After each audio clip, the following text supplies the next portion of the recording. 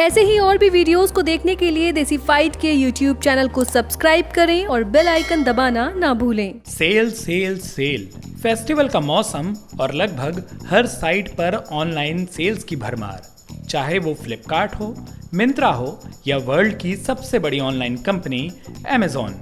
आपने अमेज़न का इस्तेमाल तो ज़रूर किया होगा और अगर आपने अमेज़न से शॉपिंग की है तो आपको पता होगा कि वहाँ पर आपको हमेशा कहीं और से कम दाम पर ही सामान मिलता है और आप जो चाहते हैं वो ज़्यादा ढूंढने की ज़रूरत नहीं होती।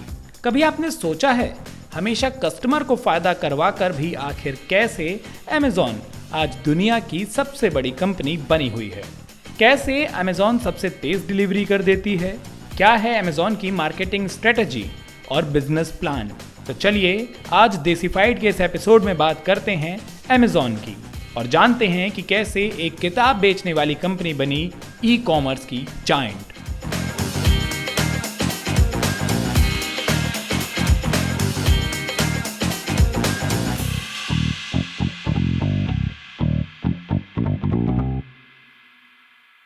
आपको जानकर हैरानी होगी कि आज से 25 साल पहले अमेज़न की शुरुआत हुई, वो भी बस एक ऑनलाइन बुक सेलर के तौर पर। Who are you? I'm Jeff Bezos.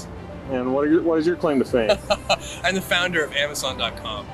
Amazon के फाउंडर हैं जेफ बेजोस और पहली बार अमेज़न 19 जुलाई 1995 को ऑनलाइन अवेलेबल हुई। सबसे पहले अमेज़न का नाम रिलेंटलेस रखा गया था, जो बाद में बदलकर अमेज़न कर दिया गया। किताबों की ऑनलाइन सेल के बाद धीरे धीरे अमेज़न ने सब कुछ बेचना शुरू कर दिया।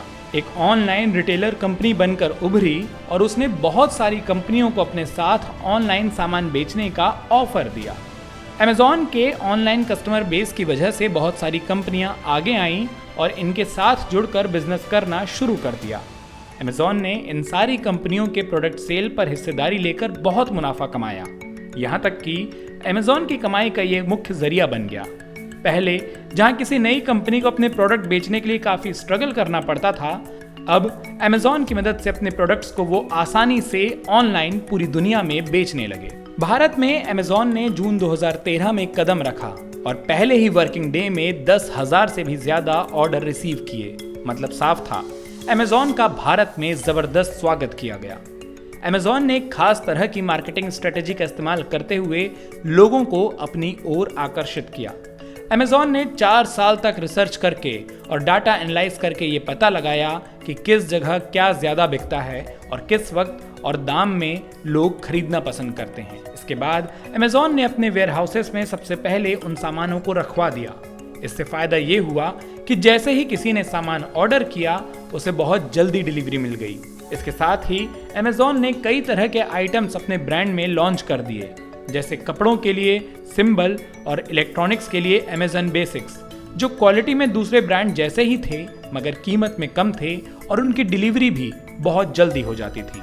इसी के साथ अमेज़न ने कुरियर सर्विस शुरू की, जिसमें वो दूसरी दुकानों का सामान डिलीवर करते हैं। इसका सबसे बड़ा फायदा ये रहा कि इससे उन्हें उस चीज़ का और ज़्यादा डेटा मिल गया कि किस जगह पर लोग क्या खरीदना पसंद करते हैं और किस दाम पर। इसी का इस्तेमाल करके फिर अमेज़न वैसे ही प्रोडक्ट उस एरिया के कस्टमर्स को शो करने लगा जो और भी सस्ते दाम पर मिल रहे थे। अमेज़न ने बिजनेस को आगे बढ़ाने के लिए डाटा एनालाइज को अपना मुख्य हथियार बनाया और लोगों की बिना परमिशन के उनका डाटा लेने लगे और स्टोर करने लगे।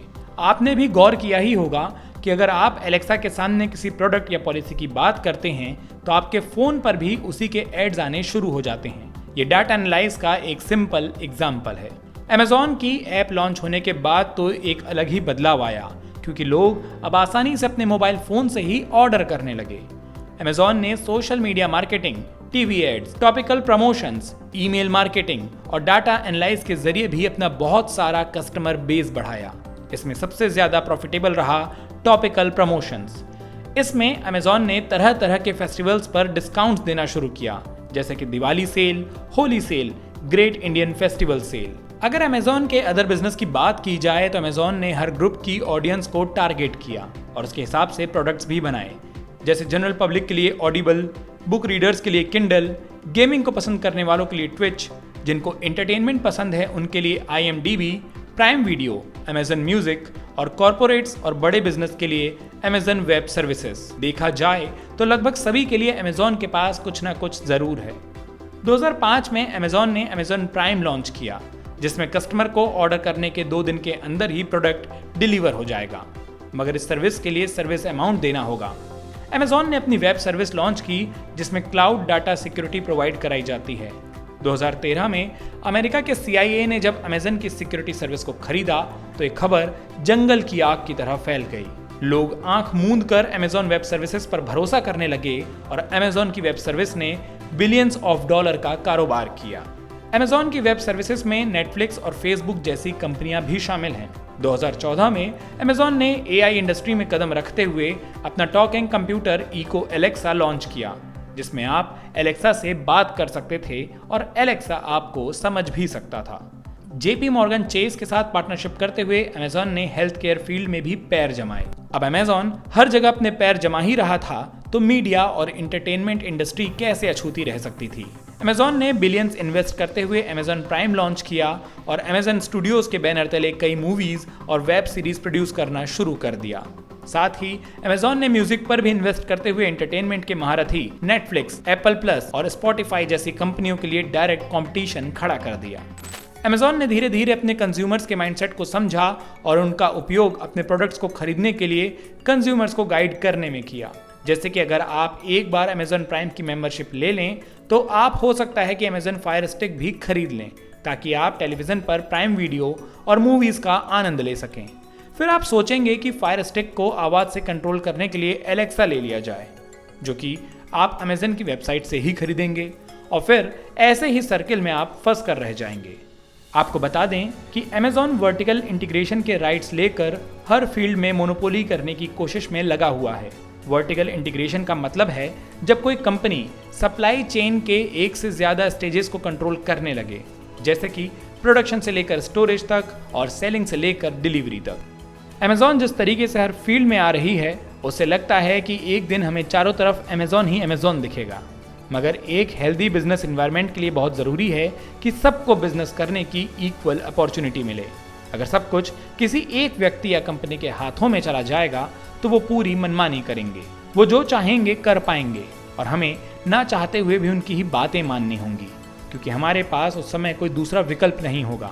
ये एक डेमोक्रेटिक सिस्टम के लिए बिल्कुल भी सही नहीं है। ऐसे ही और भी वीडियोस को देखने और कंपनीज की इंटरेस्टिंग मार्केटिंग स्ट्रेटेजी को जानने के लिए देसीफाइट के चैनल को सब्सक्राइब कीजिए।